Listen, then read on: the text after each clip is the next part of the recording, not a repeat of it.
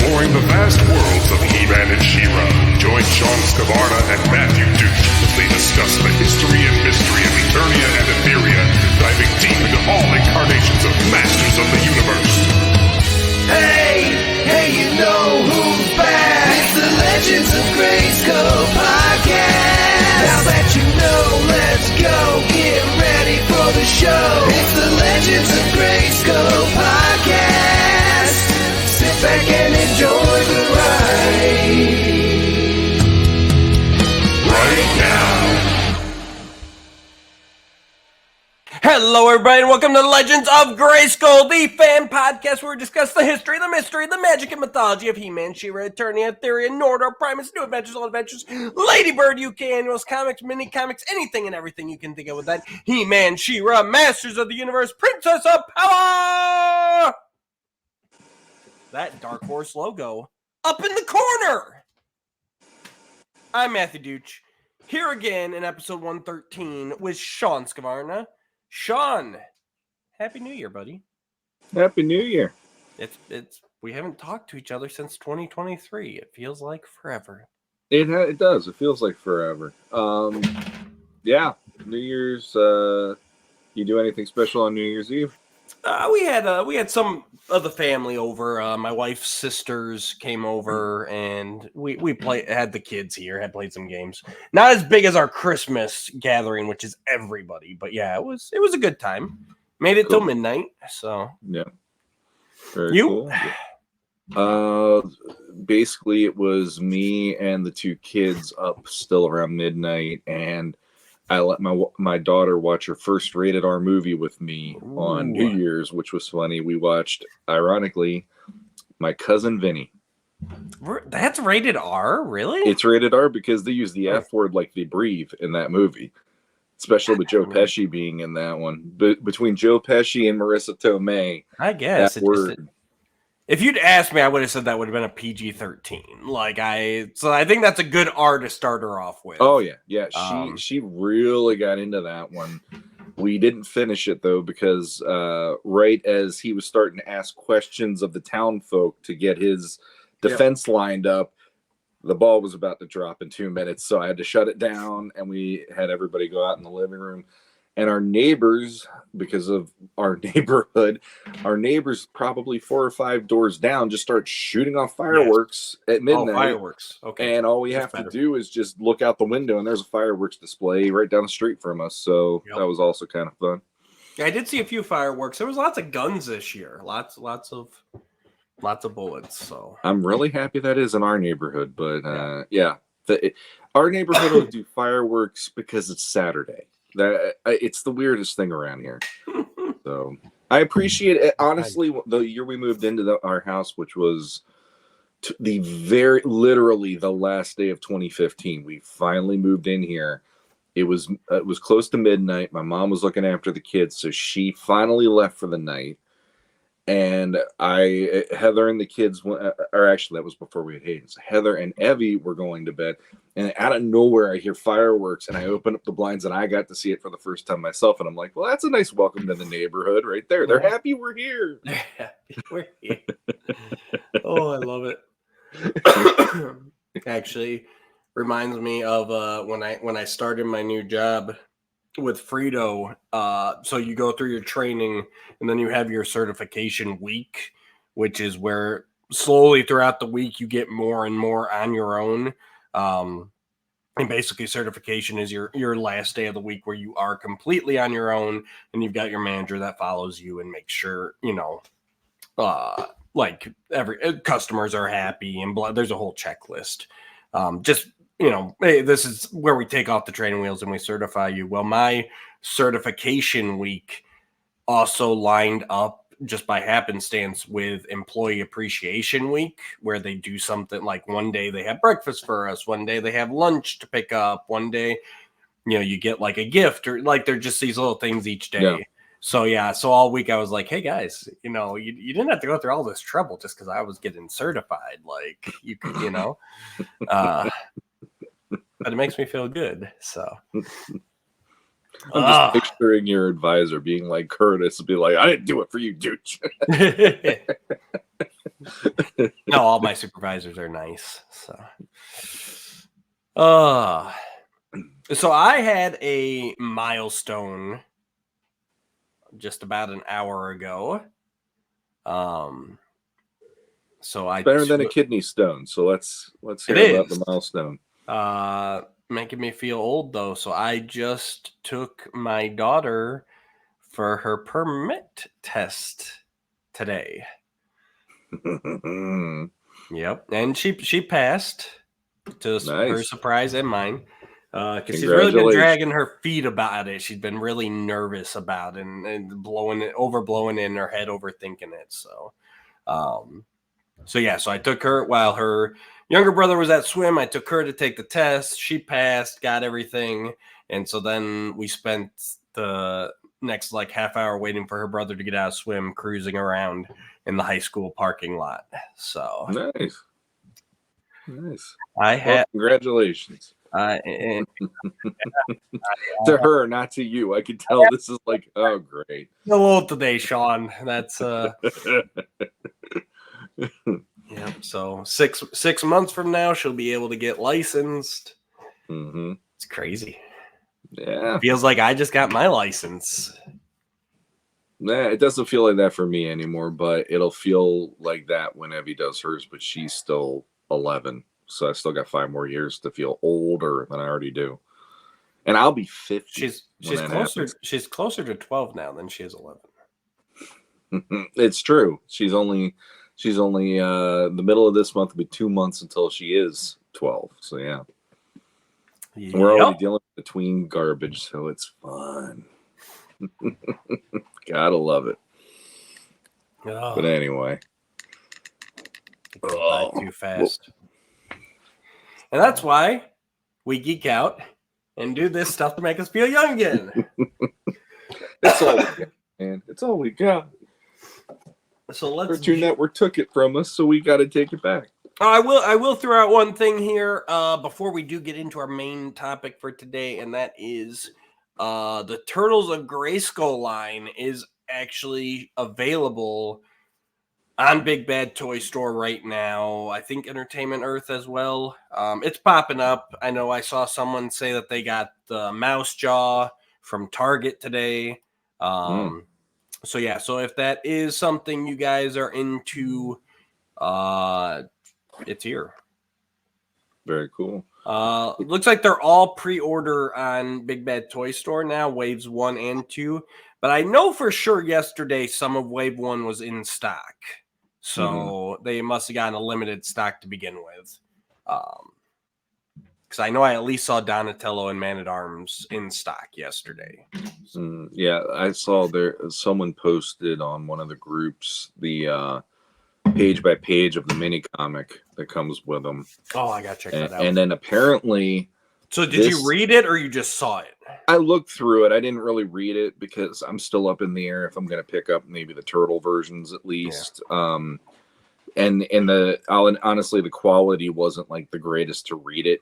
It all felt tiny anyway. So instead of making my eyesight, which is already not the greatest, go 1 or 2 steps further, I figured I'd just cut my losses. But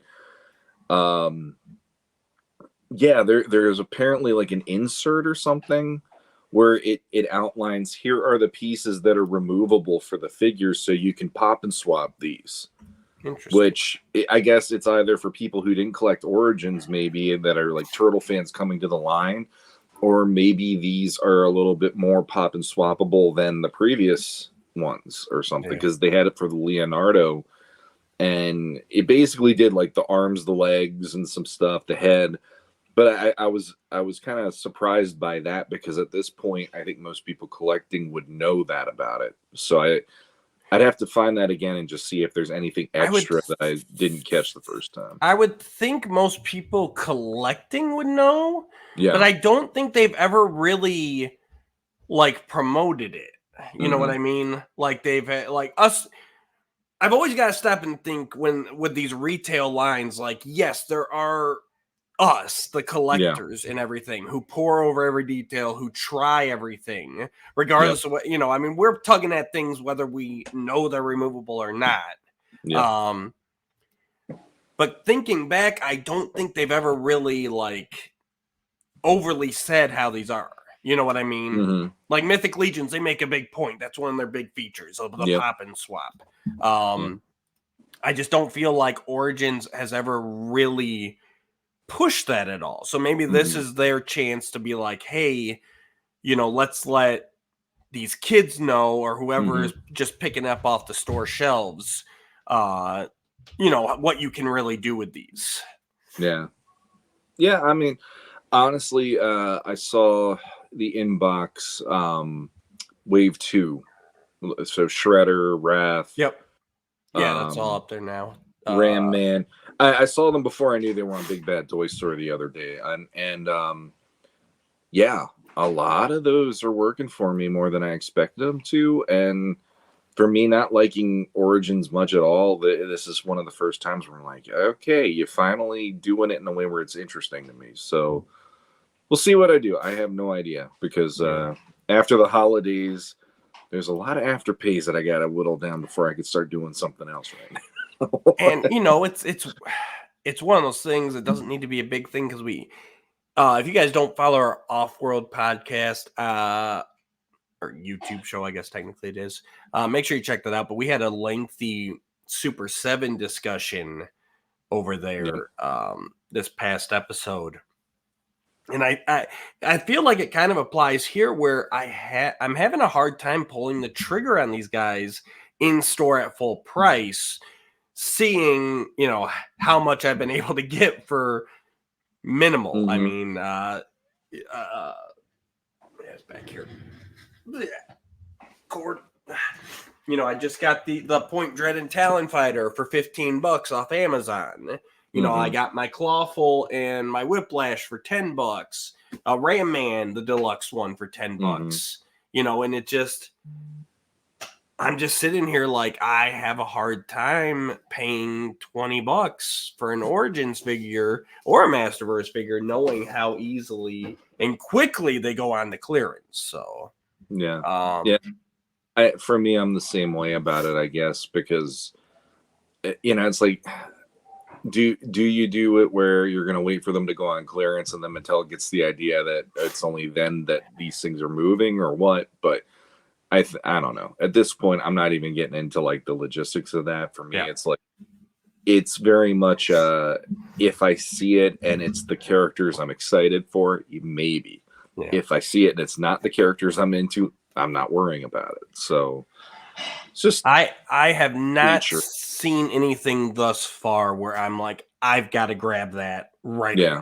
You know what I mean? Now, granted, I have changed my mind on some of that stuff, seeing them in hand, and I've only seen them in pictures now. So maybe when I see, I love Mouse Jaw, so maybe when I see him on the shelf at Target, maybe it'll be like, oh fuck, I need that. And honestly, these are another line. I actually think he is like just on camera there.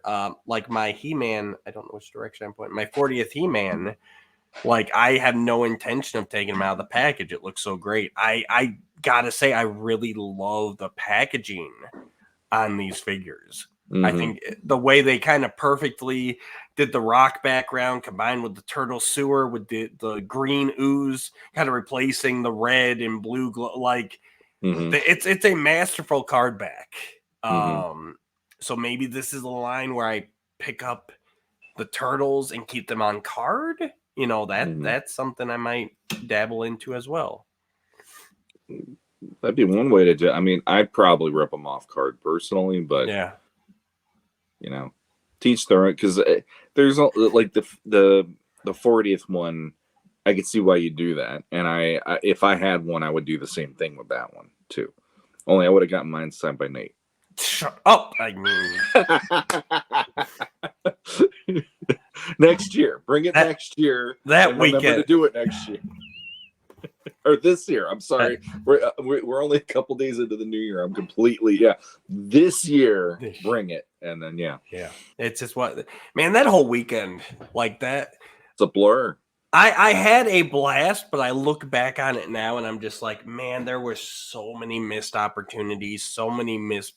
Like I hear people talking about stuff and I'm like, I never even saw that. Like whole boost that I'm here. Okay, perfect. What the hell? So yeah, it's just that whole weekend is just like, oh, I should have done this, and I should have done that, and I should have, I needed to sleep less. That's for sure. Hopefully this year, I'll be a little bit better rested going into it. So, but yeah, so Turtles of Grayskull, they're out there, they're hitting. Wave 1's now, Wave 2's available for pre-order, and that's supposed to be Big Bad Toy Store say in March. So it looks like they're going to do the same thing they did with Origins. These waves are going to come out, boom, boom. They're 4 figures, but they're going to come out one right after another. So. Yeah. All right, so on to the main topic for today. Finally, on December 20th, 2023, Dark Horse finally released Forge of Destiny issue number 4. I was not, and they never really said why it was delayed either. They just delayed it. So, but it is out now. Pick it up. I actually had to go to 3 different comic shops before I was able to find a copy. Granted, I did not go day and date. That week was crazy. So I've been looking in the past week, and it took me 3 shops before I could find an issue in stock. But I was able to find it. Unfortunately for me, and being a sucker in my pocketbook, they also had a lot of the variant covers. So I got the regular cover. I got the He-Man Skeletor variant. I got the beautiful He-Man on Battle Cat variant for issue 4. And then they also had the Adam Tila variant for, I think that was issue 2. Yeah, issue 2. That's the regular issue 3. And then they did have what I call the Skelly Vader variant for issue 1. Nice. So. Yeah. I'm a sucker. Honestly, the He-Man's Battle Cat one, that would have been worth it for me. Yeah. Is that one Eddie Nunez on that one too, or was it a different artist? No, Fico Ossio, Ossio. I think he did something in that, the one that they did before this one. Yeah, probably. And then Eddie was Eddie's the standard cover, so he did the Cyclone cover. And then Tom Fowler with Bill Crabtree, they did the He-Man versus Skeletor group battle. So we're heading into issue 4. Issue 3 was a letdown for both of us. I think you gave it a Cosmic Enforcer. I meant to go back and actually look, but I didn't. So and I think the only thing that saved that from not going into the Havoc column was the fact that it's still Eddie Nunez busting out some artwork that I'm still loving. But I'm almost sure. Yeah, I think it was, and I think if I remember right, it was your first Havoc staff last time. I want to say it was. Yes, I did. I did go full Havoc staff. They really, with all the buildup and goodwill I'd had towards it, I really felt let down by issue 3. It really sidestepped anything that it needed to do. This is the penultimate issue. Should have been a ramping up. The stakes are at its highest. How are we going to get out of this? And instead, it was this weird sidestep that basically spent the whole issue justifying the reactions in the Revelation cartoon, which was my big fear from issue 1, because they did a little bit of it there. They did a lot of it in issue 3. And I get that this is a prequel to that, but in my opinion, we didn't have to spend the whole issue or the whole series kind of trying to set it up. Like, everyone had either made their peace, hadn't made their peace, whatever, with the way things went in Revelation, to me, this should have just been an action adventure, have some fun, and not try and stop trying to justify what happened in that cartoon. It is what it is at this point. And I mean, to be completely honest, for us being who we are, and we've now reviewed 2 or 3 Tim Seeley series, I want to say. 2 of them at least. We did the multiverse, and then we did the other one where it was the different Masterverse, multiverse, and Masterverse, multiverse, and now this one. Yep. And we typically notice that halfway through a Tim Seeley story is when we automatically start going, well, this is not wrapping up cohesively or in a way that's satisfying for either one of us. So I think with last issue we both had that, like, okay, it could be foreshadowing what we're going to be talking about today or not. So yeah. All right, so let's dive into issue number 4. We've got script by Tim Seeley, we've got art by Eddie Nunez, color art by Brad Simpson, and letters by And World Design. As we said, the standard cover was Eddie Nunez with James Stark. Variant cover B was Tom Fowler with Bill Crabtree, and variant cover C was Fico Osio.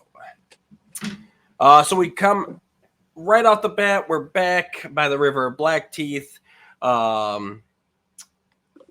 Hailstorm's army is closing in on Randor and the Eternians, who had fled to the Panther Village after the last encounter. Still got the cool War Dog Sky Sleds, their pimped out Roton, and they're closing in. Meanwhile, Hurricane is back with Skeletor, who has fired up the Forge of Destiny with the Philogista, has created some battle armor, horde fire armor, and she is proclaiming that they are allies now. And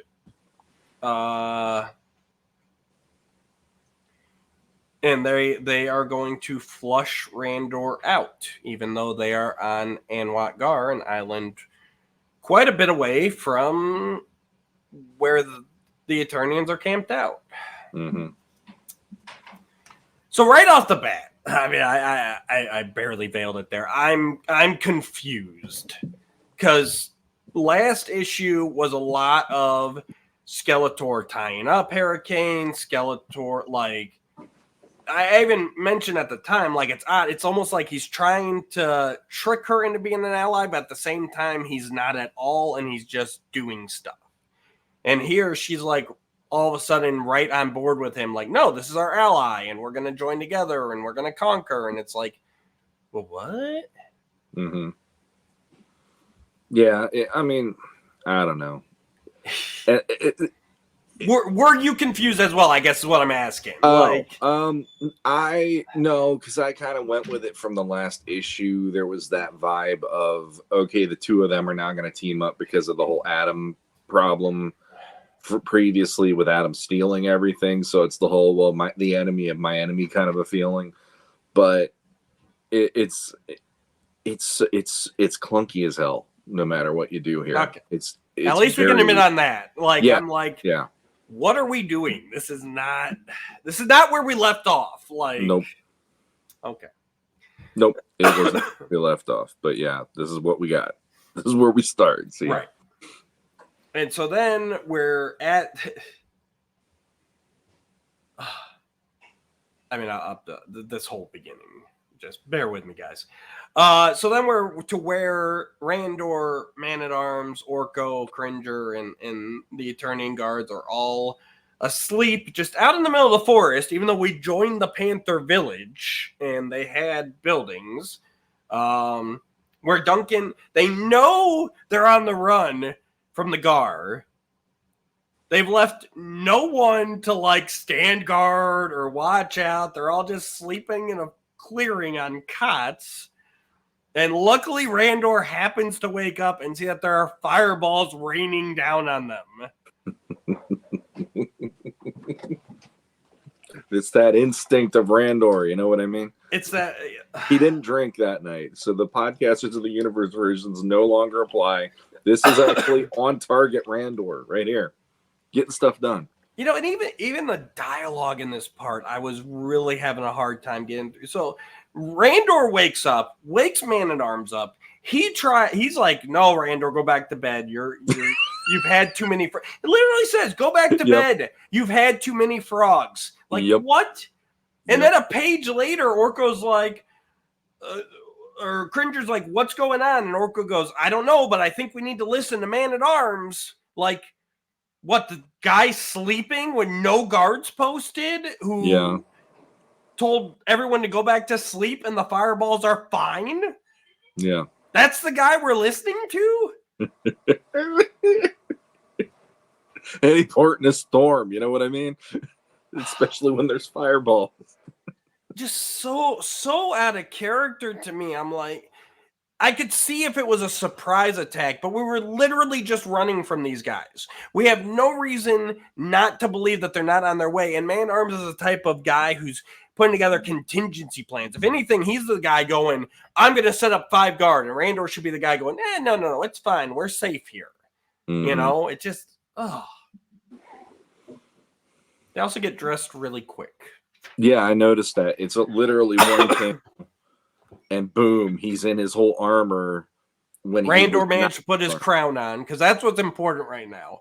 Yep. Fireball's raining down, but I got to make sure I got my robe and my cape and or crown, and you can't have a king running around without a crown.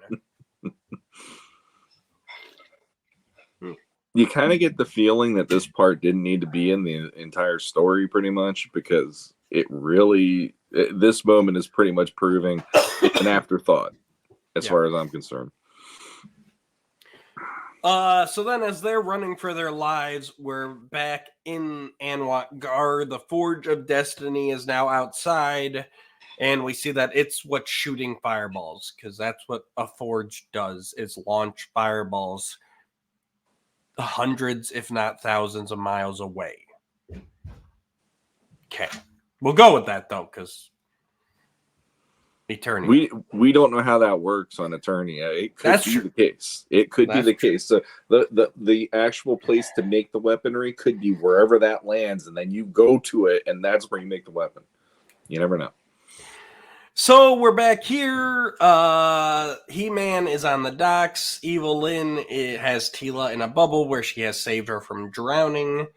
And Evil Lynn explains that she needs their help because she is now scared of what Skeletor is going to do, that he's got the Philogista and the Forge of Destiny at his control. She fears that the Lord of Destruction could very well live up to his title. Again, I'm sorry. I'm having a hard time getting into the story here when I feel like everybody is just so out of character. Like, yeah, Evelyn, you took up with Skeletor. You took up with the Lord of Destruction, but you're freaked out because he might actually destroy something? Like, this is what you do. Mm-hmm. You know, I don't, this whole beginning. Oh, and they realize that Dash is gone. After He-Man had his encounter with him and revealed his identity unnecessarily. There's a smoking, ash-filled area. He's gone. Well, yeah, from when he Shazammed him last issue. He Shazammed the living bejesus out of him.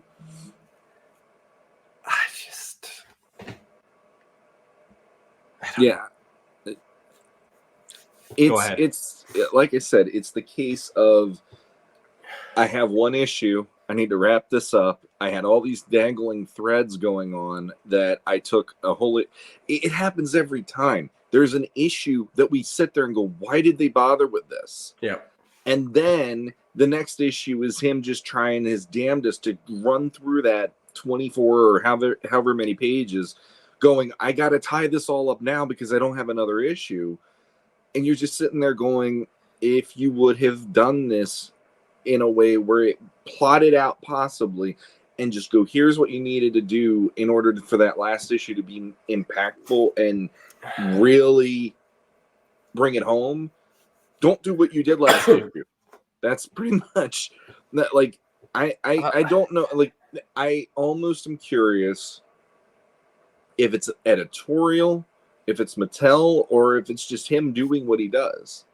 but it really does make me just sit there and go, I don't get it. Like, I don't get how all of this has to be rushed through, and it's done in a way where it literally feels like the night before you have to go to school, you're doing your homework after having all, like my daughter did that the other day. She had all Christmas vacation off, and all of a sudden it's 8 o'clock at night and she realized there was an assignment. It feels like Tim Seeley did that for this issue, and he's throwing it all together, and none of it is making sense with everything that was built up previously in the last, at least the first 2 issues for me.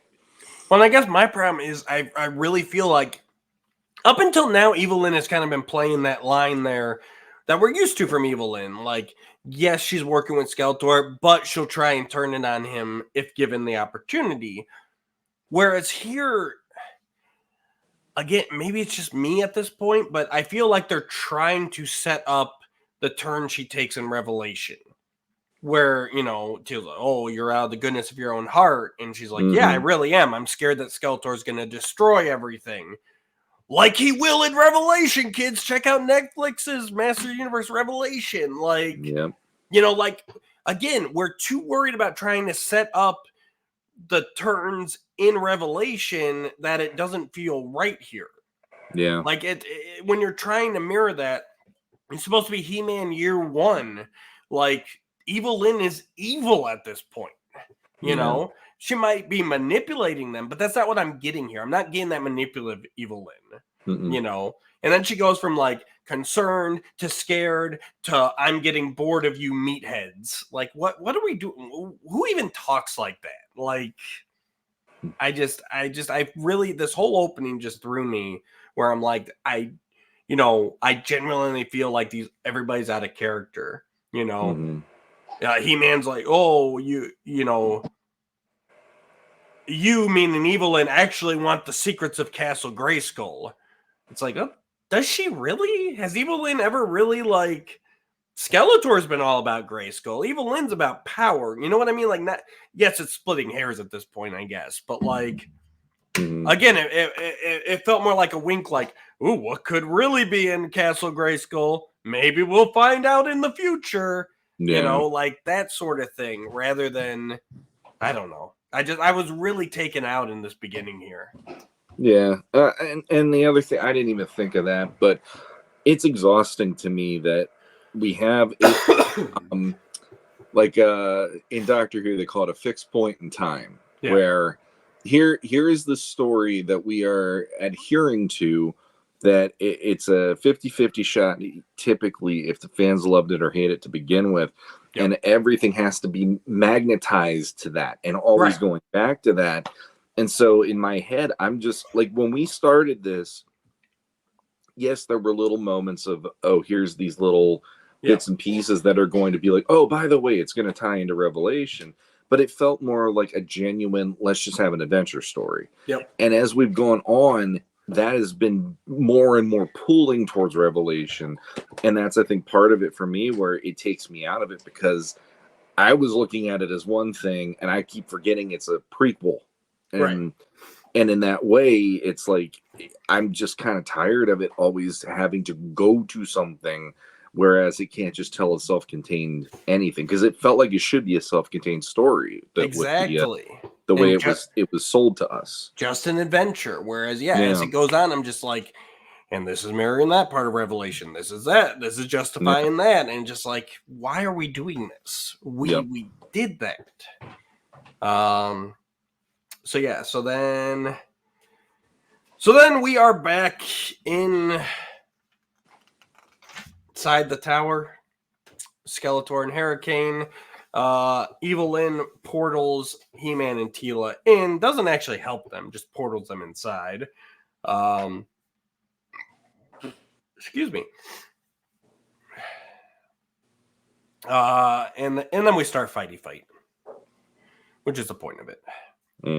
So Teela takes on Hurricane. He-Man, of course, takes on Skeletor, who goes from his fire armor to an ice armor, while taunting He-Man, telling him that he can make the Philogista into anything he wants with his willpower. So then He-Man siphons off a little bit of the Philogista very Venom symbiote style and creates his own armor that he calls Night Light, with a golden lance, red cape, weird visor.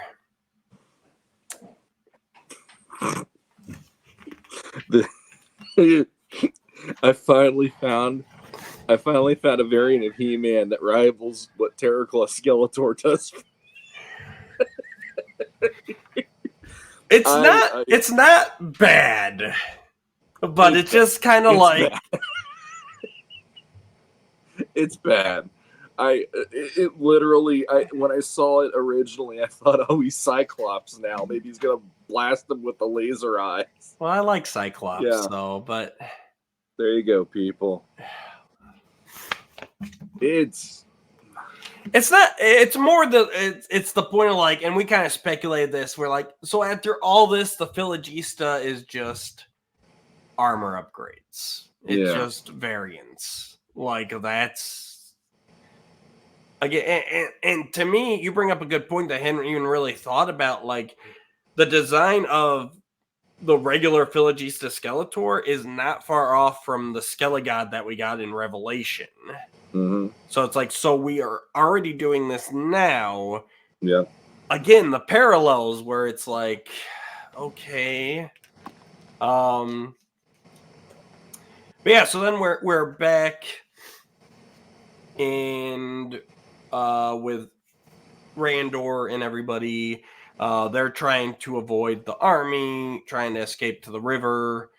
Orko does a spell that turns fire into butter, oddly liquid blue butter, but I guess that's butter on Eternia. Mm-hmm. There's a little comic relief for the issue. And then we jump back to the He-Man Skeletor fight. Variant armor. Skeletor does a Moss Man Leech combo armor. It looks like Moss Man, but then he's got Leech suction cup hands.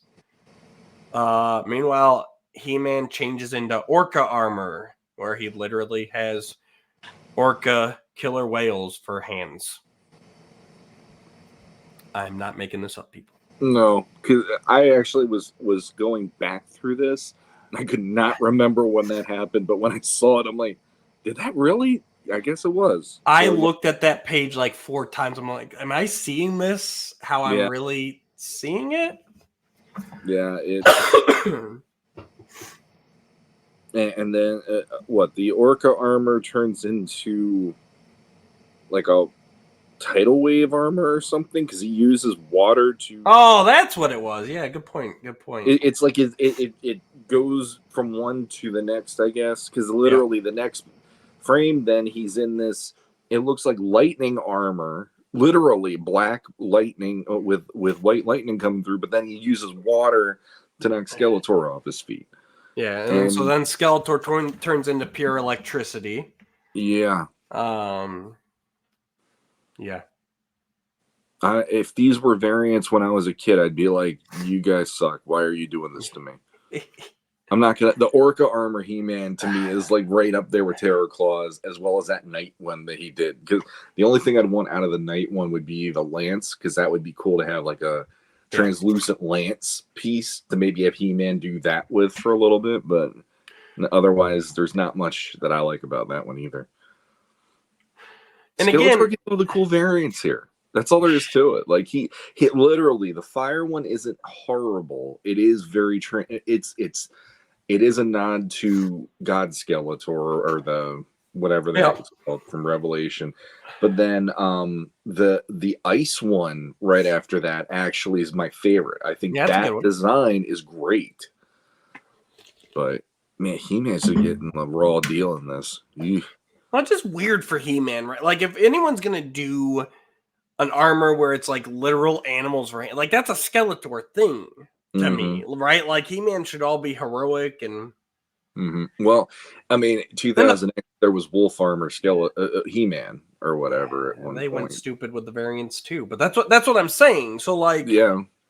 I don't know. And it's just, if you're gonna do that, I guess killer whales are such an earthly thing. Why couldn't you have done an Eternian, sea beast or something? Yeah. You know what I mean? Like, yeah, I absolutely agree. Because when I saw that, I'm like, why did He-Man go to SeaWorld? What the hell is this all about? right. So yeah, completely. And then they're just, I know it's my nitpicky things that I get mad about, but like, they're trash talking throughout, and Skeletor saying you underestimate me, blah blah blah. But then he delivers a line to He-Man where, like, it just bugs me in universe, where he says, "You derive your power from a pile of old rocks. You're the past." But really, like, yes, He-Man is the champion of Grayskull and its defender, but no one really knows that he gets his power from Grayskull. Mm-hmm. Same thing that always bugs me when they're like, I wonder who He-Man really is. Like, no, in universe, they shouldn't even be wondering about a secret identity. Like, here, Skeletor shouldn't. Yes, we know he calls down the power, but Skeletor doesn't know that. Mm-hmm. So it's another one of those things that bugs my brain whenever people try and throw it in. It's like, you have to, if you're gonna be in universe, you have to follow the universe's line of logic. And again, just because He-Man defends Grayskull, why would anyone say your power comes from Grayskull? Mm-hmm. No, it's another one of those tipping the hat things. Man at Arms defends the royal palace. Would anyone go up to Man at Arms, find him, and go, "Oh, you get your power from Eternal's palace"? Yeah. Like, no, that's. Ugh. Well, it's like when you see that line, when you read that line, there's an element to that line that it is kind of cutting.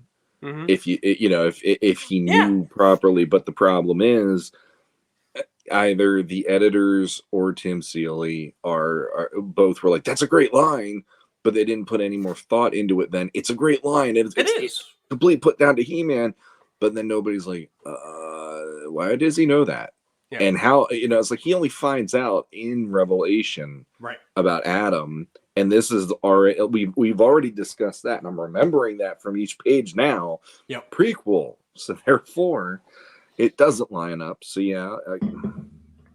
It's just another one of those things. It's like, it is a great line, but it makes no sense in universe. It would have been a good line for Revelation when they finally get to go toe to toe for a bit. Just, but unfortunately, he was literally using the power of Grayskull as well. So that's what I was about to say. I think that would be a good line for Revolution. Yeah. Secrets out, Skeletor's cyber now. Yeah. And now he's going toe to toe with He-Man, being like, dude, you call down fucking magic. Yeah. I am a literal cyborg. Yeah. You're the past. Like that, Yeah. But again, that's just, I know that's where my mind gets a little buggy, and I'm sure there are people like, dude, just who cares? But it hurts my brain. So then we got a little banter with Hera and Teela. She's trying to convince her that allying with Skeletor is not the right way. Blah blah blah. Luckily, Hera is an amazing fighter who can easily beat Teela with no issue. Then we're at He-Man, who's on a rooftop for some reason. Again, just kind of happened. Reasons. He-Man's on a rooftop. Skeletor's nowhere around all of a sudden. And then Dash shows up. Because he's on the cover and everybody completely forgot that he's actually a character in this story. Yeah, unfortunately. He really doesn't have a lot going on in the last 2 issues. Not at all. I'm actually curious if he said... Sorry, I just thought I forgot I wanted to go back and look and see exactly where they ended him. And they really didn't. Issue 2 was when he was hooked up to the machines, I want to say, right? That's when he was healing. Issue 3 is when him and He-Man fought and He-Man revealed the secret and Shazam. Yeah. Which still, like, out of everything that to me was a major sin, I guess I could say, that was ridiculous. Like, even there's moments in here that I are almost close to that, but that was like the worst moment in the entire 4 issues for me. So I did double check there. At that, Adam Shazammed him, and then the last shot we see of him is him sitting on the ground smoldering. Mm-hmm. So it actually lines up well with this, where they're like, he's gone. For some reason I remembered him actually leaving last issue and like, I'm gonna go do something, but they didn't. That's my misremembering. Mm-hmm. So and Dash saying, Adam, he's calling him Adam because they're tight like that. He's telling him that he's calculated that he cannot win this. And he basically, Adam needs to get the Philogista to Dash because he'll be able to use it to defeat Skeletor in ways that Adam can't, because Dash is an artist now. That hasn't been established before, but he says it, so it must be true. And he uses the Philogista to transform himself into Cyclone. So yeah. Mm-hmm. This has got to be the worst origin I've ever. That next to when I was a kid, the one origin that was blowing my mind and I hated it more than this is probably the Filmation Fisto origin, with evil, the spider in the woods and all that. That one, when I was a kid, I'm like, oh, screw this screw this episode. And this is what I'm feeling about this. Like, man, if I was like, you're the Cyclone guy out of the two of us, I don't have a problem with him, but he's not my top 5 or anything. And as a fan, the whole time I was reading this, I'm like, I wonder how angry you're getting page by page, going, this is how he's introduced, and he's literally got barely anything to do with the story. It's like, oh my god. Yeah, definitely not where I saw it going. Especially because I thought it'd been pretty well established that the Gar are heavy into the tech. Mm-hmm. So like, why he couldn't just go off and augment himself to become Cyclone instead of using the Philogista, and now all of a sudden he's an artist. I mean, they said that he was an acrobat. Yeah. But like, they did nothing to say he was an artist. And even then, like, so the whole point of this Philogista, as we've set up, is, willpower and mind control and, almost like Green Lantern, for lack of a better analogy, where the more, Hal Jordan was a great Green Lantern, but then Kyle came along, and Kyle was an artist, so he could actually manipulate the energy into like crazier, more complex, like better things, whereas Hal was just the basics, and that's like what they're setting up this Philogista to be. But then Dash just uses it to make himself Cyclone. Mm-hmm. And that's it. He stays, spoiler alert, we're almost done, but he just stays Cyclone and starts using wind powers. Like, why did you set up this all-knowing, magical symbiote armor creator, and he's this amazing artist who can use it in ways He-Man can't imagine, but he just immediately locks into one form. I mean, even He-Man came with Orca Fist. Yeah. So it's just one of those, it's like it felt like you had a point, and then you kind of forgot what you were shooting for, is how it felt to me. I think the concept of the Philogista is one of those things that I hate to say it, but the creativity of the person writing it is what it's limited to. Yeah. And he did go through, here's all these variants. And once we get to this point now, Skeletor is back into the fire mode again. So it's not like he's gotten any other bigger, variant or reveal here. And then Cyclone doing what he's doing. I mean, I don't know. It would have been kind of interesting to just go, okay, so spitballing for the hell of it.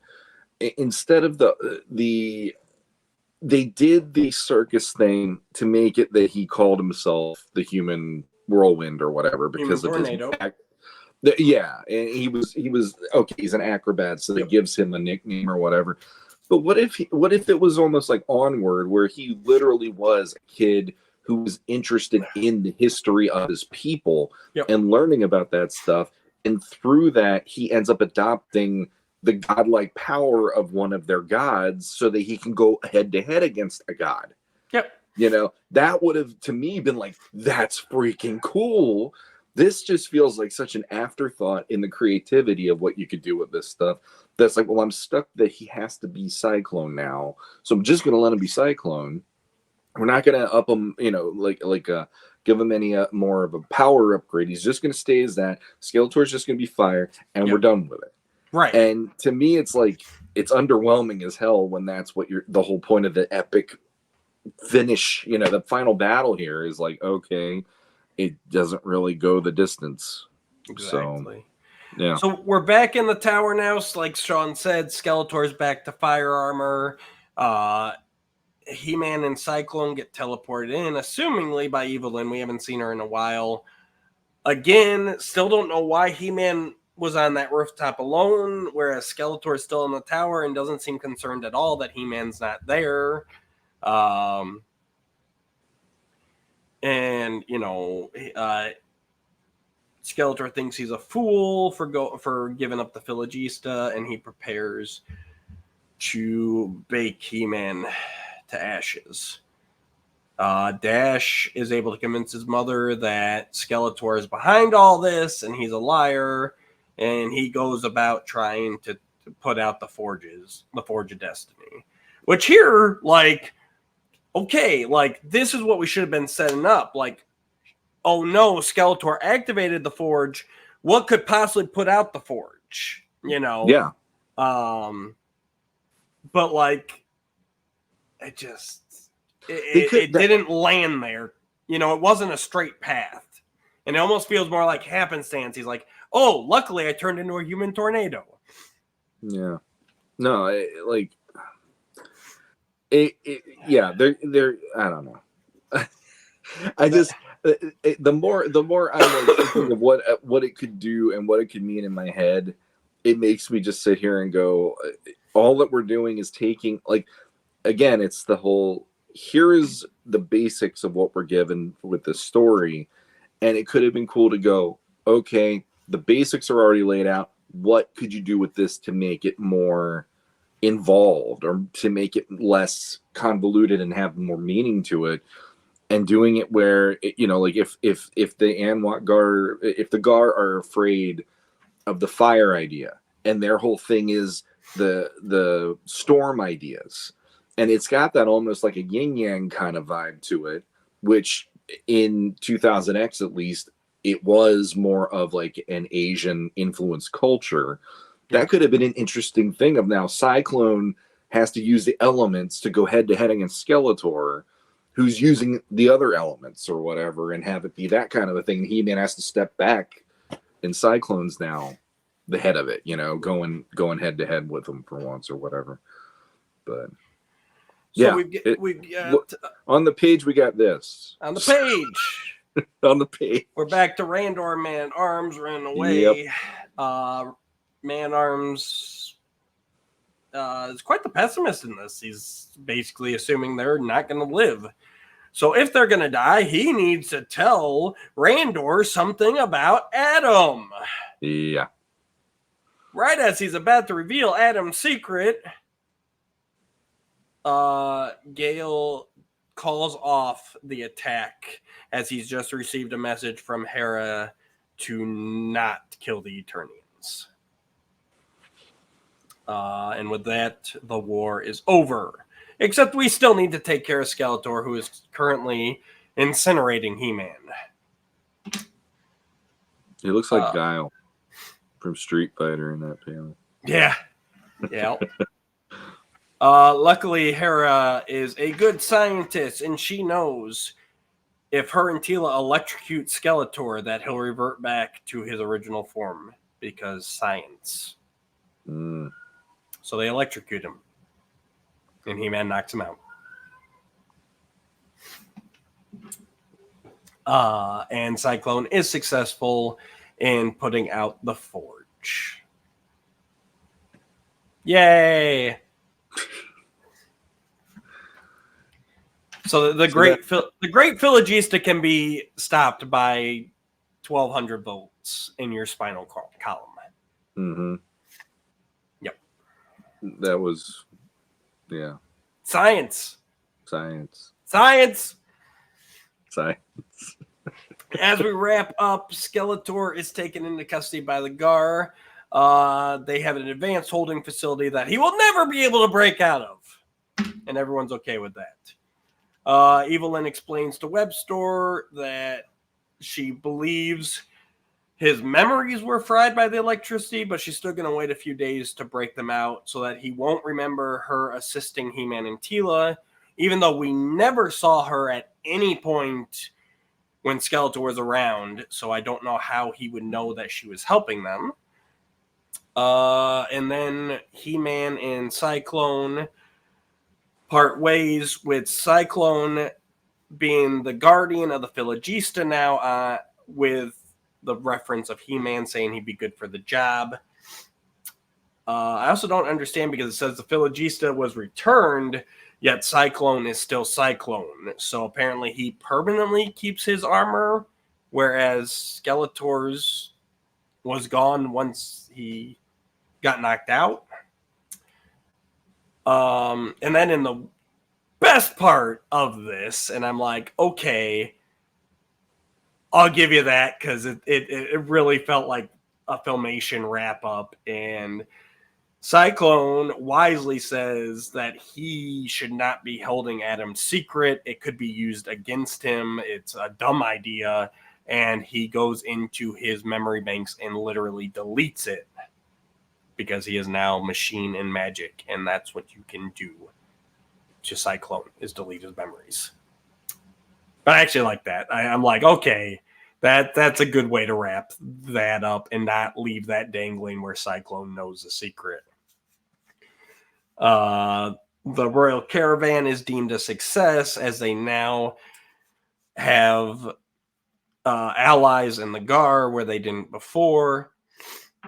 Randor does remember to ask Duncan what he was going to tell him, and Duncan lies to him and tells him that he was going to tell him that Adam is in love with Teela.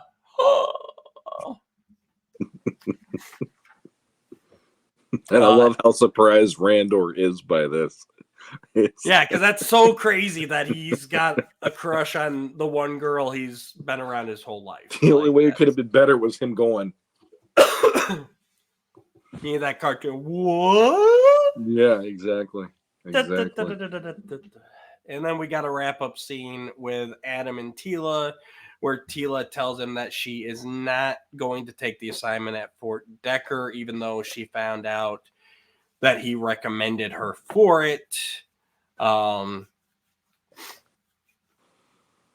that she thinks more than ever that she needs to be close to him to protect him, whether he likes it or not. The end. What'd you think of the wrap-up, Shawn? We're doing our wrap-up review here. Well, I mean, just that final scene, wrapping up all the loose ends in 2 pages, and like I said, I liked the way they handled Cyclone in the Secret Identity. Like, I'm like, okay, that resend it to the status quo, I can get with. Like, I'm like, that's, I don't know, that I actually like that part. Again, I just felt like the whole Randor Duncan thing, like, again, we're just trying, and even the Adam Teela, I'm like, we're just trying to set up Revelation, which has already come and gone. We don't need to set it up anymore. Nope. Again, it's like, so instead of doing that stupid prequel comic, which might have also been Team Silly, we might have forgotten about that. There was the actual Revelation prequel comic. That one was written by the writers of the show. The was prequel. It? Yeah. You sure about that? I'll have to look it up. Yep. But yeah, but other than that, it's like, if this had been the comic to come out right before the Revelation cartoon, it would have been like, I understand why they're trying to set up these moments. But trying to do it now, years later, like there's no point in it. And it took my enjoyment away, unfortunately. No, I completely agree on that one because I already said it earlier. Like you're literally hamstrung to a fixed moment in time, and it would be kind of nice to just tell a story where it's an adventure from beginning to end. And to be honest, the first couple issues kind of had that hope for me, and it had little tiny bits of this is going to foreshadow something you might have found out in Revelation, but it felt like the further you got into it, the more it just kept going there and making you go like, is it possible to ever just have a fun story with this ever again? Or are we always going to have to keep going to these tentpole Netflix shows and stuff in order to keep readers interested? Because it's not interesting me at this point. Like it's definitely not on. It's not the same kind of storytelling that I really would like to see anymore. So it's like I get that it needs to loop in, like it's got to be in this universe, but like stop trying to directly tie it. Like it can be in this universe and not every 2 seconds be like, oh, but Adam's really lying. Yeah, Tila's gonna get mad. Like, come on. It's exhausting. And real quick, really what it is. The Revelation comic was written by Tim Sheridan. Yeah. So, and he was one of the he was one of the 4 writers of the show, if I remember. An episode of the show. He did. He might have done the Scareglow episode. I know he was one of the because they had him and another writer and Kevin Smith, and then they had a girl who was a writer. I know Mark Bernardin wrote. Oh, Mark Bernardin too. That's right. But there were 2 other. So Tim and there was one other guy, I think, too, plus Kevin, plus the girl that was on for writing it. Since they did what was it, 5 episodes and 5 episodes. Yeah. So each of them got to write 1 episode of the 5 then.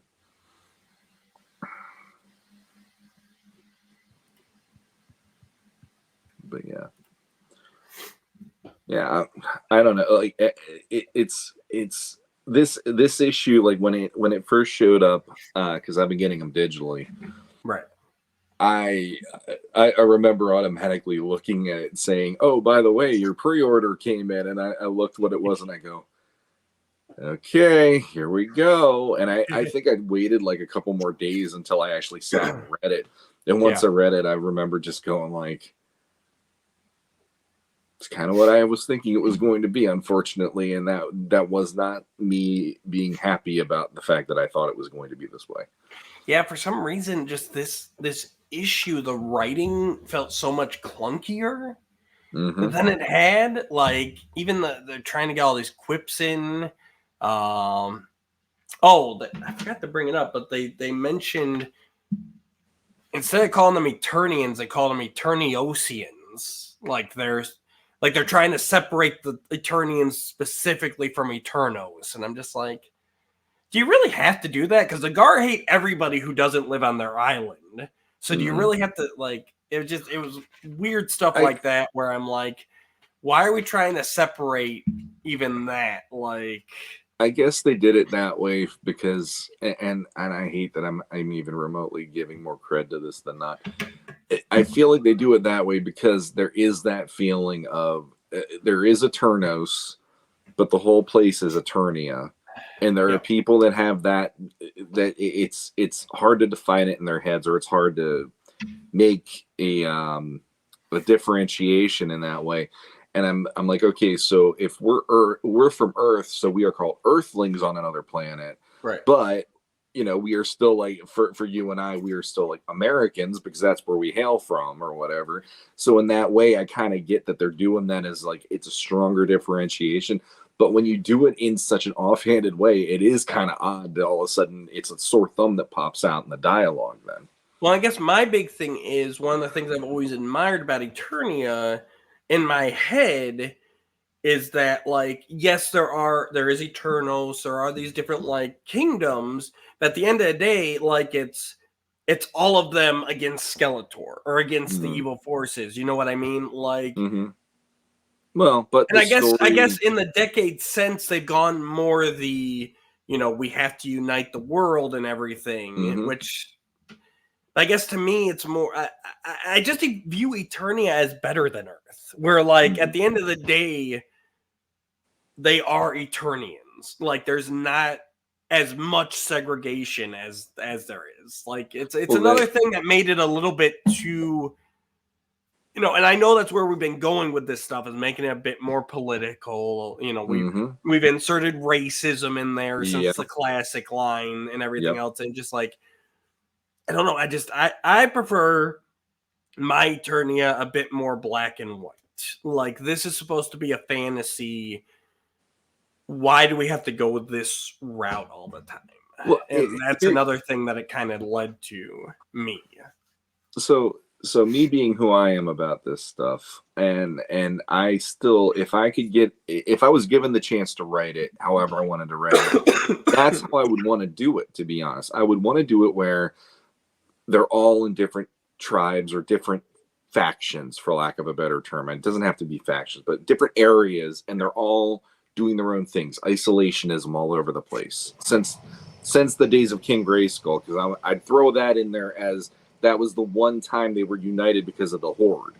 Right. And it was like, okay, so it's the idea of bringing everybody together, and that would be like us having this discussion right now is like, this would be leading up to the final battle in the story that I'd be doing, and I'd have He-Man doing the whole, he's pointing at all the people that are disparate factions of the people that he works with.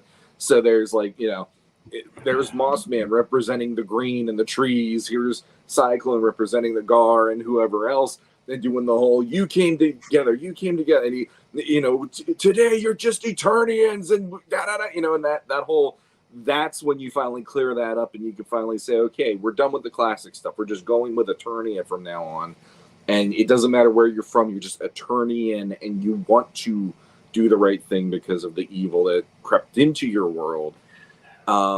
So in that way, it's like, I think that could be an interesting thing to shoot for, but I don't see that happening in how they're building this out. I feel like it's interesting ideas, but they're not executed well. Every time they do this, it's always that feeling to me of, it's interesting to go, wow, what is Cyclone's history? And if this was the one that I was told as a kid, I'd probably go, okay, it is what it is, because in my head, I'd be like, well, that's what they say it is. But now that I'm in my 40s and I'm reading this, I'm like, no, my version is still my version, and I'm good with that. I don't look to this in any way, shape, or form as canon to me. I'm good.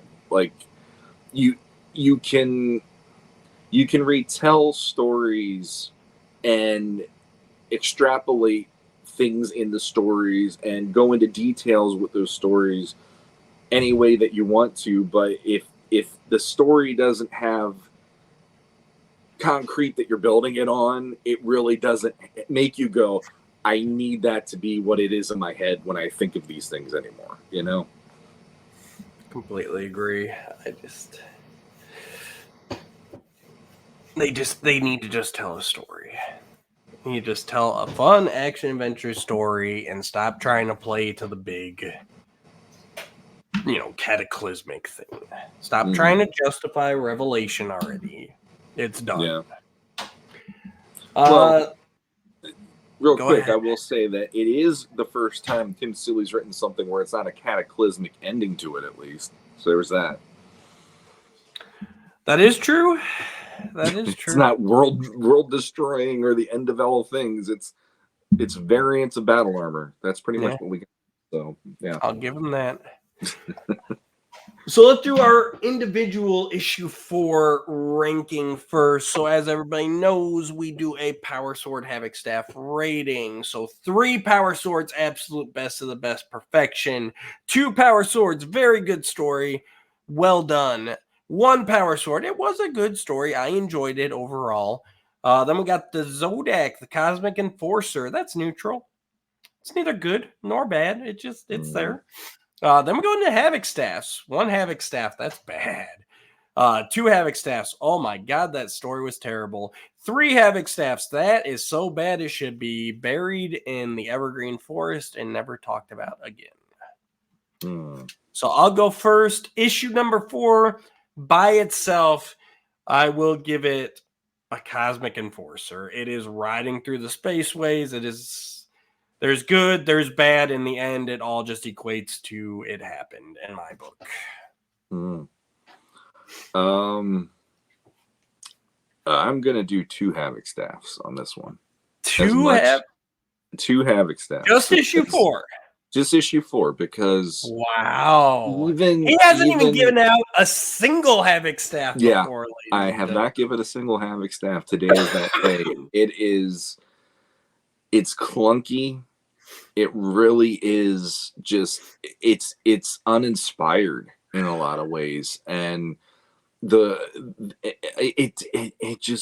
pulls a Tim Seeley in because it drives me crazy. Like, this guy, in everything that I've read from him, at least with Masters, I don't know if I've ever read anything that's not Masters that he's written, because I've heard other things are quite good, but when he does Masters of the Universe with his I'll figure it out as I write it, it's not working for me on any level, way, shape, or form. It always just feels like everything is clunky at the end. It's all thrown together, and you're left with one page to do this, one page to do this, one panel to do this, or any of that stuff. And I'm sick of it. Like, we've done it enough now.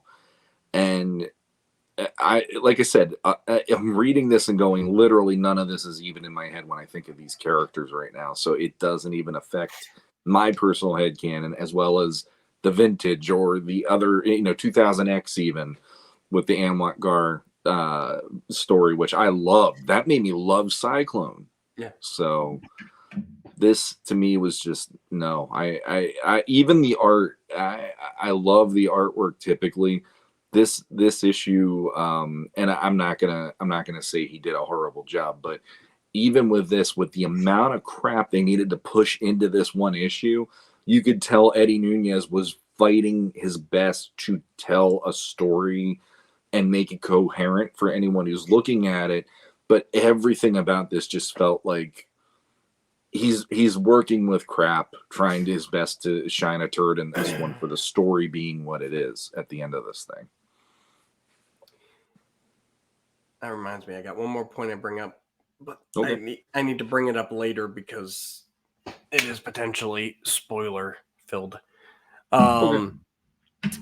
But yeah, I guess just for me, the artwork definitely helped it. Their cute way of resetting it to the status quo at the end, like I said, memory deleted. That I'm like, all right, I could see Filmation doing that, so I'm good with that. And then seeing my boy Cyclone in his full vintage glory, because it seems like everybody wants to go with the big rings and the 2000X. They really want to push that side of him, but I think there's something nice and simplistic about vintage Cyclone, and so getting to see him run around even in the limited form, like that's what pushed it back up into the neutral territory for me. Gotcha. And that's the other, I said it earlier, I don't have an owning to him the same way you do, so I like, in your case, it at least salvaged it a little bit for you, but for me, it just kept falling down the stairs so hard for that, especially halfway through the last issue. I'm like, none of this is working for me on it. Yeah.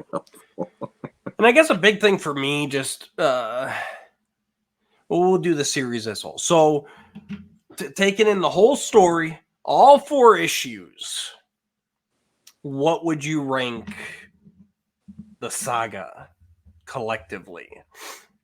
The 4 issues, I would definitely do a Cosmic Enforcer. I mean, and that's even with the artwork, because now that we know where it goes, like I really miss the days of like plotting being done well, and Tim Seeley is really making it's driving it home that some of these other things they get the opportunity to plot them well.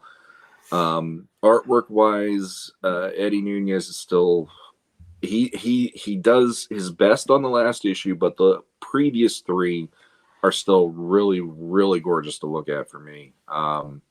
He's what makes it better than it needs to be for me at this point. Yeah.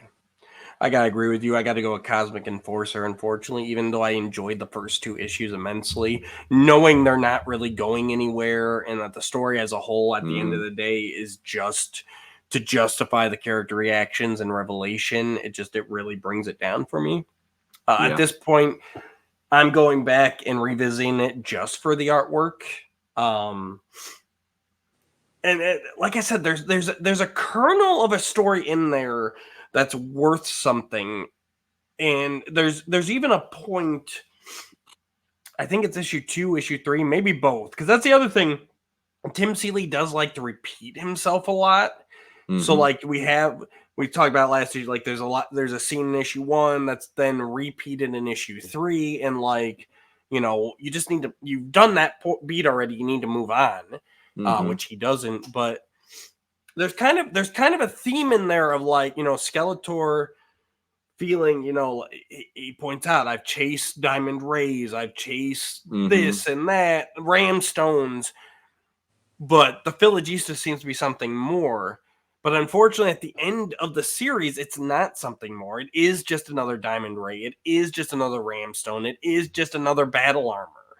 Like, they set out to be like, no, this is something more. But then at the end of the day, no, it's just another MacGuffin that Skeletor uses to try and beat He-Man. Yep. Like, you can't start off your story being like, no, he realizes the error of his ways. This time it's different, but it's not. Like, I don't know. There's a really good story in there. Unfortunately, we did not get it. So not at all. For each time, that's what's driving me crazy. Like, why is it Tim Seeley that has to keep telling these stories? Can't we get somebody else who enjoys Masters to step up to the plate and do something more with it now? Because it feels like he's their go-to guy, and I'm like, oh my god, you're killing me with this every freaking time. Last thing I want to bring up before we wrap up, and this will be the last thing, guys, because for anybody, I guess I should actually ask you first, Shawn. Maybe I won't even be bringing this up. Have you seen the alleged figure leak from the Masterverse line? I don't think so. At least not that I'm aware of. Then we will not be discussing this. Never mind. Okay.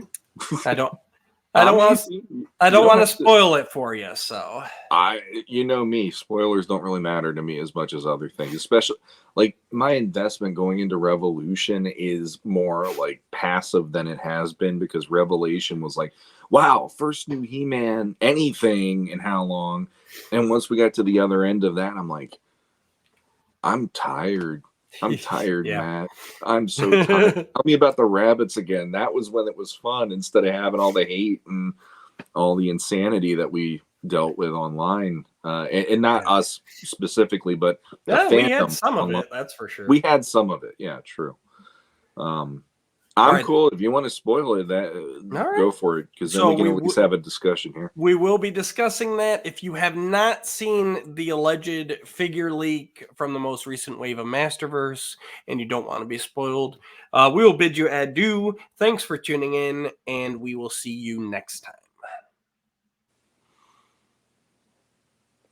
You think they're gone? I hope so, because I really want a spoiler now. Okay. So the latest wave of Masterverse, that includes your classic Battle Armor He-Man. Yeah. It's got the Triclops New Eternia. I think that's got the New Eternia Man-at-Arms. I think I know what you're going to talk. I saw a glimpse of something the other day, and I did not even remember that. Go ahead. Keep going. Keep going. Let's see if I'm right. So those are the 3 figures that were officially revealed in the wave. Now, Battle Armor He-Man has made its way into some people's hands. And there's actually a 4th figure in that wave that is shown on the back of the packaging that we have not yet seen revealed. And that is a King Keldor figure. Yep. Okay, so you I did see this. I did see it in the like the last day or two. Yes. So yeah, it's just like a head to neck shot, but it Yep. looks like he's got a furry robe, almost 2000X Randorish armor, and then a Keldor head. Mm-hmm. And I believe he's wearing a crown. I could be wrong about that. But anyways, so I see that. Now, granted, the line's already got New Eternia and Revolution figures in it. So obviously the whole internet's going, that's a Revolution figure. And I'm going, well, no, it's probably New Eternia, in my opinion, because, you know, we've got both in the line in the same wave. Mm-hmm.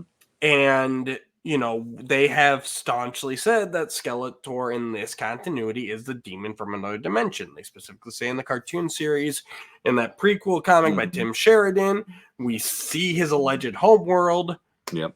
And I didn't pay it much thought after that. However, I'm reading through issue 4, and I read it after I've seen this leak. Mm-hmm. And there's a point here when he's burninating He-Man, and he does this line. I don't know why I despise you more than all others. Maybe it's the arrogance or the furry underwear. More likely, it's the blind devotion to Randor, my ... most hated enemy.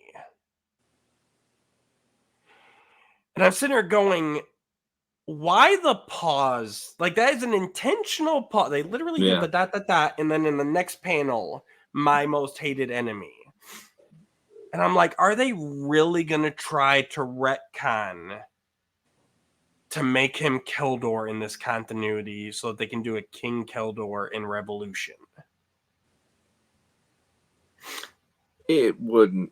I don't know. Like, as far as I'm concerned, if they do that, it's the have your cake and eat it too. And I don't personally think it's needed here.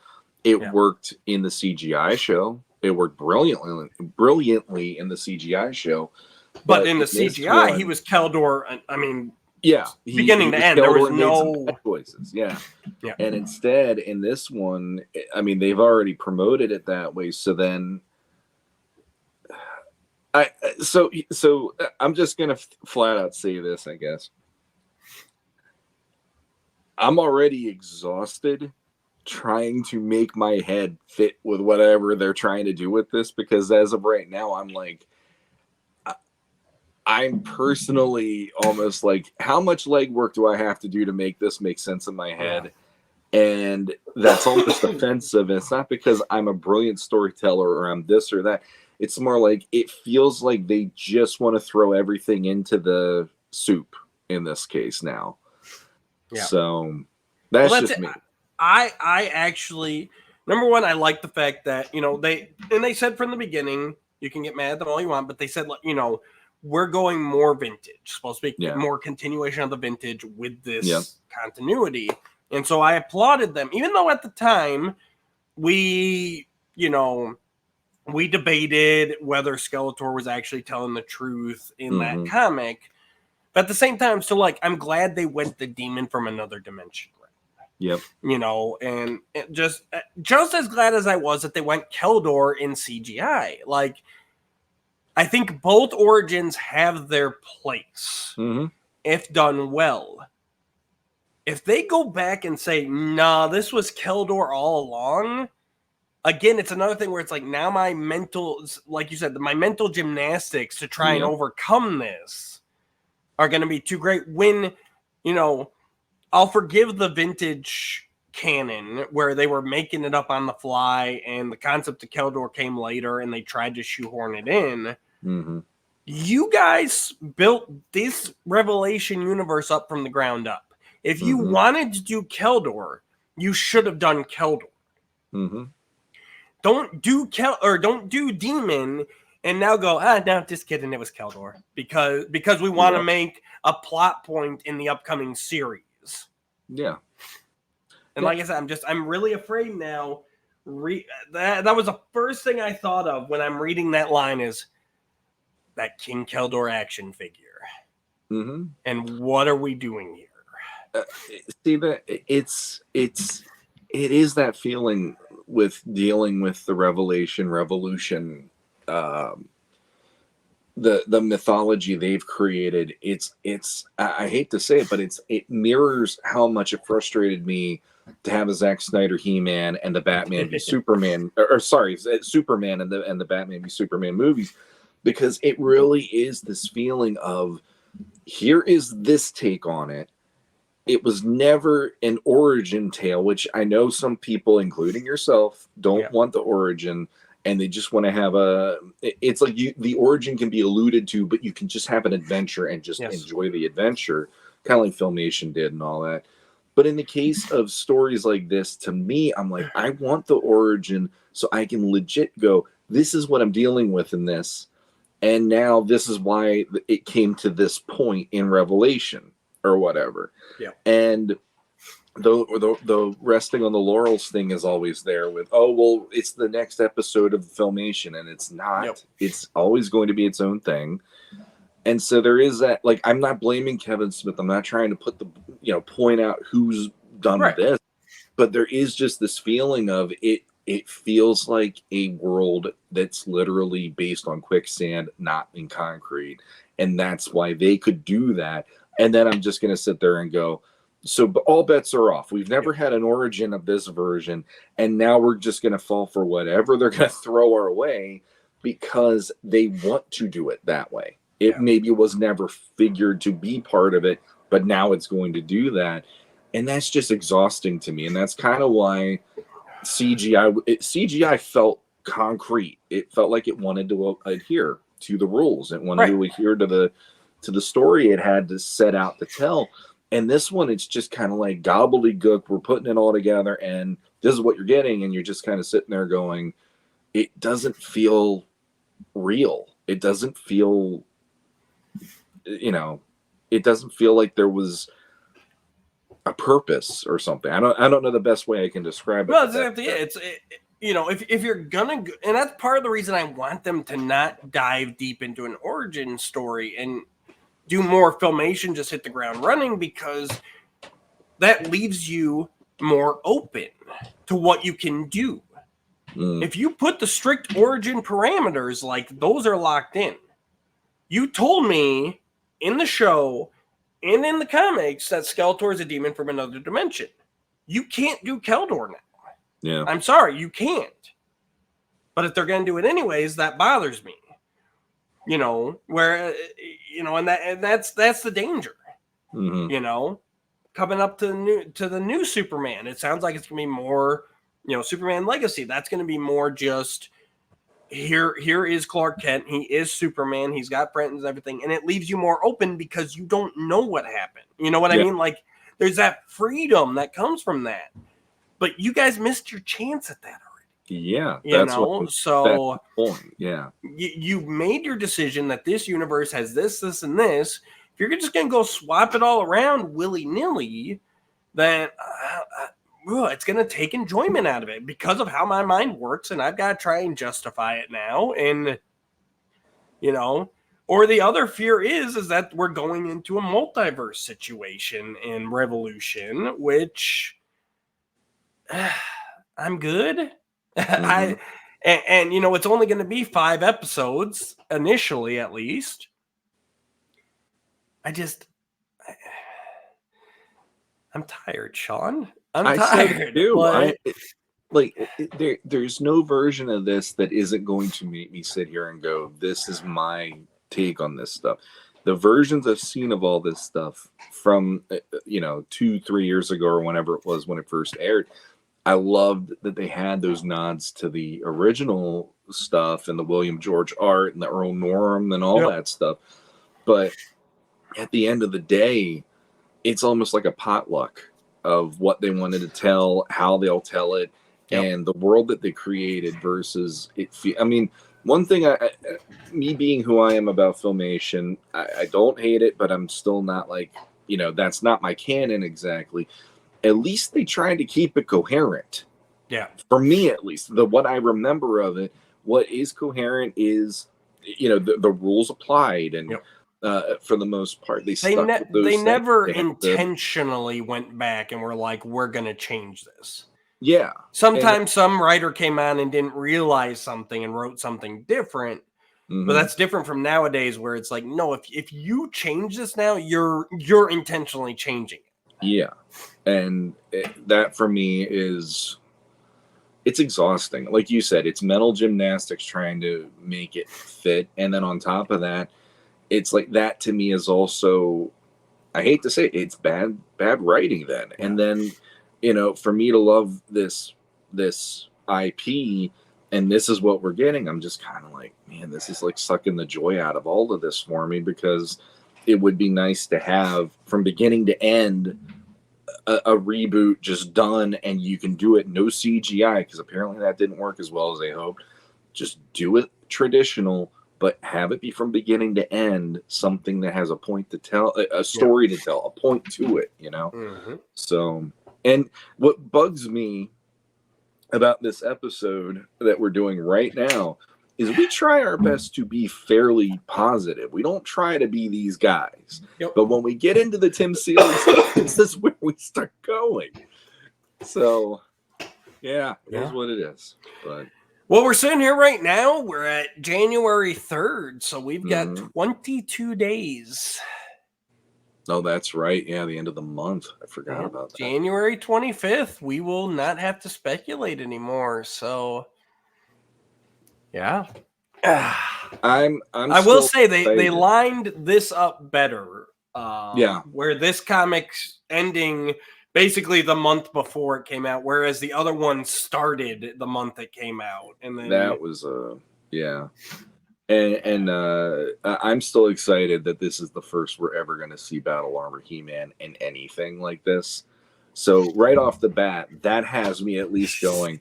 I'm going to be grinning from ear to ear going, hey, Battle Armor He-Man's finally in something. And Granomir. I get my Granomir. He was one of my wanted for Revelation. Yeah, and he's actually going to play at least a part. Yeah. So yeah, we'll see. Again, you notice you reminding me didn't really line up with me being as excited about it. It's like, oh, it's this one. That's awesome. Okay. So I think it's just one of those things, like, because they announced it a few months ago, and it's like January 25th 2024 felt so far off at the time that just one of those things in my mind, like it was just a reality check to me a couple days ago to go like, wait, no, like we're less than a month now. Because it felt so far away when it was announced. So. Yeah, agreed. I'm still cautiously optimistic. I guess there's not much they could do to make me dislike the universe more. I don't think so. I mean, we're gonna have Supergirl be Teela, which I think that's gonna be better because I wasn't really wowed by Sarah Michelle Gellar being Teela. Oh, Supergirl be Teela. Yes, as in Michelle Benoist being Teela in this version instead of Buffy. Yeah. And I hope she actually tries, because that was the thing with Sarah Michelle. I never throughout that series do I feel like she was doing anything other than reading from the page. Yeah, it wasn't. She really phoned it in. I dealt with it, but it's like you didn't need her to be that person. Just like I still feel Alicia Silverstone didn't need to be Marlena. They could have found somebody else possibly, but for some people it worked. At least Marlena was like a bit part where it's like, we're just done with Teela being as central as she was. That's the one that really bugged me, where it's like, you are just phoning it in. You're just reading from the page, and this is, I am upset. And it's like, I believe me, completely agree. I mean, they still have Mark Hamill, thankfully. They still have Chris Wood, who, to me, he was the MVP of the last one. I had no idea how much I was going to love his He-Man and Adam until then. But yeah, we'll see what happens. That's all I can say at this point. We will see. So, that's it. We will see. And hopefully our next episode will be more positive, because this one, boy. Thanks, Tim Seeley. Why'd you make us do this? Dang Seriously. you. Oh, yet again, Tim Seeley. Well, Yucks, my young. we hope you all enjoyed this episode. Yes, even you, Tim Seeley. And do us a favor, click subscribe, click that bell if you want. We're going to try and do more live shows in 2024, hopefully. We said that last year too, I think. But I don't know. Thanks, everybody, for tuning in with us. Let us know your thoughts on the Forge of Destiny comic or anything else. Tony Moore, hope you're all right out there. Haven't heard from you in a while, buddy. Hope everything is good. And so, yeah, you can get a hold of us on social media. Leave a comment down below. Or, of course, the famous email, logpod85@gmail.com. Yep. And until next time, tell Tim Seeley to write a better comic. Oh, come on.